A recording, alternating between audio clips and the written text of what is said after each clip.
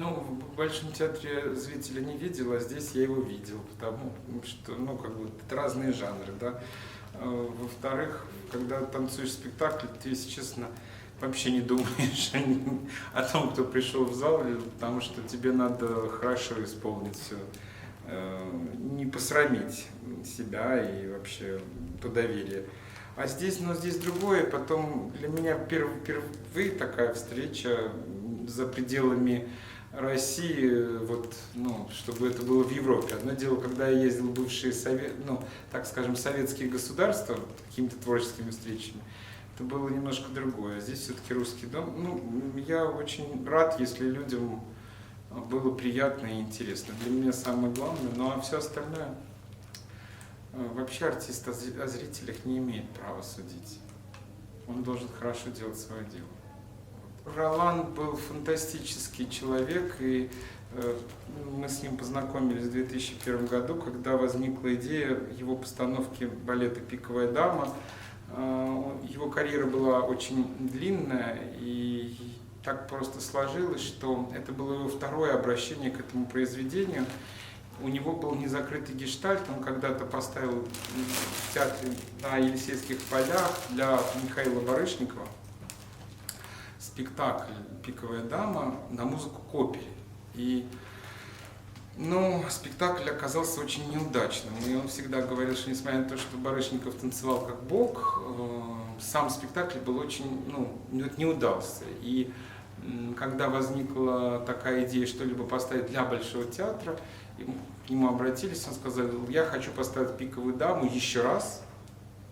Он пригласил ту же команду, и кто делал декорации, кто делал костюмы, но взял другую музыку, патетическую симфонию Чайковского, когда, ну, вот, выбрал уже меня, и, ну, мотивировал это тем, что он сказал, что у вас в глазах есть трагедия, что там музыка слишком легковесна. Ну, мне, конечно, это было все приятно, это был как комплимент и все.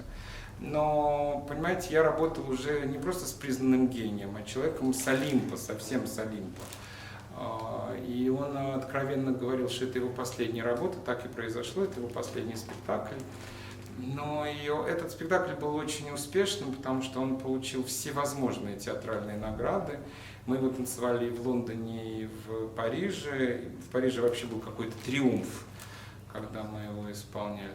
Но такой момент еще, что вот в череде действительно величайших артистов, с которыми работал Ролан за всю свою жизнь, а это и звезды Голливуда, и звезды всей французской эстрады, шансона и, естественно, балета всего мира, оказаться одним из тех, на кого был придуман спектакль и для которого это было сделано. А он всегда это подчеркивал, что если бы не было Германа, ну, я бы не нашел Германа, спектакля бы не было, это, ну, это большая удача в жизни. Вот. Я всегда пошучиваю на эту тему, что всю жизнь хотел быть Онегиным, а стал Германом. Но, с другой стороны, мне кажется, что образ Германа гораздо глубже, и, ну, потом с моим именем теперь связаны два таких великих русских произведения, как «Шестая симфония» Чайковского и «Пиковая дама» Пушкина. Прикоснуться к этому в таком виде, в котором это сделал я, и получить такое одобрение — это большое счастье. А потом уже было много работ других, на которые он, ну, как бы, я танцевал другие спектакли, которые он ставил давно. Ну и последнее такое, что он сделал, вот это «Кармен Соло» для меня. Из своего старого балета, который был поставлен в 1948 году, он для меня просто вычленил 3 вариации, их объединил, ну, как бы сделал такой моноспектакль для одного человека. Тоже большое счастье для артиста такой вызов получить.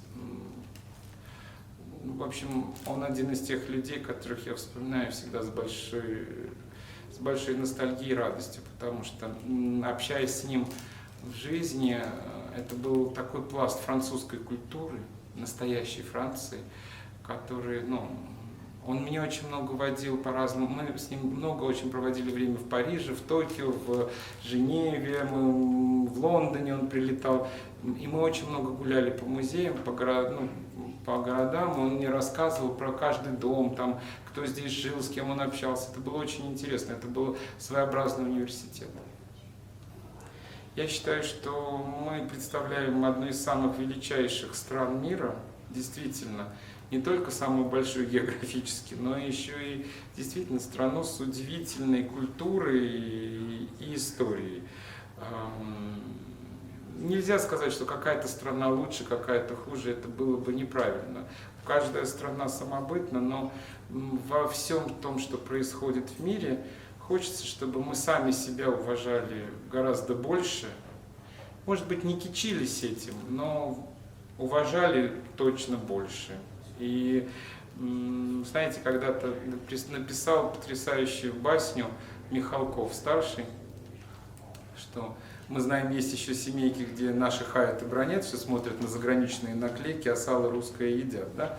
Тут в данной ситуации вот хочется, чтобы на заграничные наклейки мы, конечно, смотрели, восторгались, но это бы нас стимулировало бы создать что-то свое и не хуже. И гордиться тем, что у нас есть.